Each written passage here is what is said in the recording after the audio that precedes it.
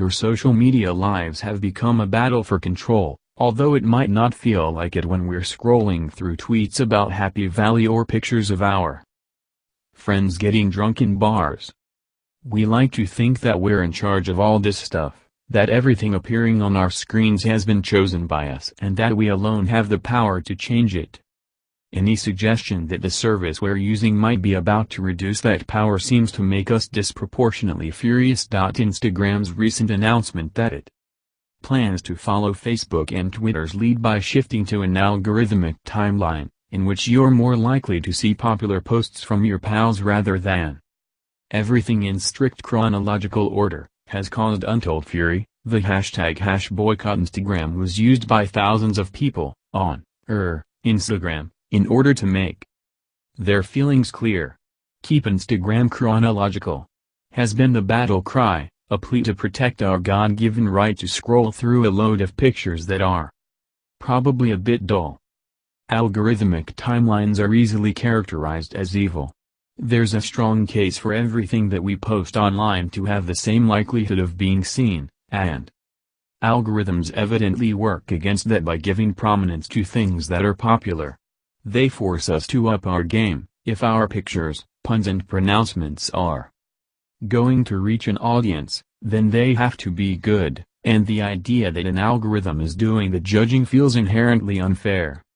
Instagram has been quick to reassure users that when your best friend posts a photo of her new puppy, you won't miss it, but this neatly sums up the problem. I couldn't care less about seeing said puppy, but the algorithm is going to show me the puppy anyway, because other people like the puppy. Before, seeing a puppy in my timeline was all about chance and timing. Now, Instagram will be putting it there. If you're in Instagram's shoes, however, it makes perfect sense. The more people joining the service and the more people we follow, the more swamped we are with images. CEO Kevin Systrom estimates that users miss about 70% of content, and he just wants the 30% they do see to be better.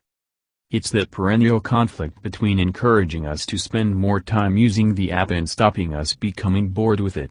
Weighting our feeds towards pictures that we might like to see would seem like a no-brainer, and it also increases revenue for Instagram, as it forces brands to pay for placement in the feed rather than merely relying on posts cropping up chronologically.